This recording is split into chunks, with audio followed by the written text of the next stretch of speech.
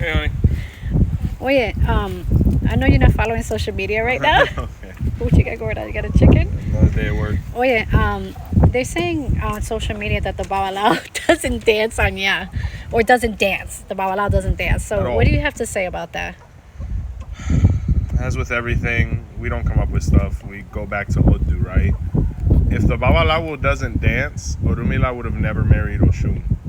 In the Odu of Osailu Fobe Jo, which means Osa plays the drum and Obe, who was a Babalawo, dances, was where Oshun had just gotten divorced from Shango. Horrible situation, right? So she went ghost for a while. She was working on herself, and a couple of her friends invited her to a party. And she went. And she sat in the back, like most of us Ochun children do. And she was kind of peeping the scene, and she saw a man staring at her, and he was dressed in green and yellow. And he came up to her, and he said, "How you doing?" And she was very dry, and she's like, "Nothing to do with you."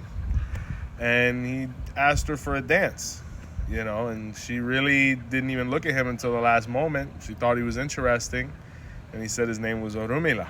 Now, mind you, he didn't look like he could dance. He was Babalawo. But when they started dancing, he was a fabulous dancer. And with his dance, he was able to woo her. And they ultimately got together, married, children, happiness. So the Babalawo dances. I know people in my lineage that are professional dancers, que bailan tremendo casino, like no pasa nada. The issue isn't the dance. The issue is how we're dancing. The Babalawo should never stand in front of Bada in a way where he's acting as if he's trying to come into trance, because that could be seen as an insult. I remember one time we were at a drum, and there was a brother there who was acting a fool and dancing a little crazy in front of the drum, and he actually ended up in a dispute with another brother there who was, trying to dance to Ogun, who was crowned Ogun. So it leads to a lot of politics and polemics. I remember one time there was a video of Babalawo dancing in front of the tambor as well, son of Shango. He was going real hard, and people started criticizing, and I understand both sides of the argument, but the Babalawo can do the two-step in front of the Bada, no problem. Isn't that what you guys are doing though? When they At the sing end to of the day, Orula yeah. and you guys are in the middle, Yeah, the at the Apetevis end are of the day, we're dancing? dancing. And, it's like the Odu Bararete says, when Bata and the Apong is playing for Orumila, Death or Iku isn't at the drum, so the Babalawo can dance. But once again, never exceed his limitations. Orumila wasn't there to overexert himself. When you read Osala Fobeyo, it says that he was very smooth. He was debonair. He was almost like a Fred Astaire type, dancer. It was very smooth. Right, and then lastly, if someone's in the presence of Anya, aren't they supposed to be moving?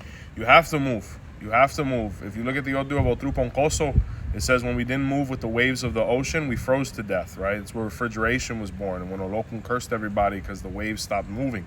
So if you look at when we're ending the tambol and bow wow risa bow wow Olokun bow wow, it's basically saying Olokun is coming. It's making reference to the movement of the waves. So at that moment, everybody's got to do the two-step, Babalawo or not. So unless you want to catch the Osobo. That's why the doors are open, etc. You guys know. But it's more social than spiritual. Oh, that's normally the case, right? Especially with social media these days. Yeah, and the people who don't study. Love you guys. Bye.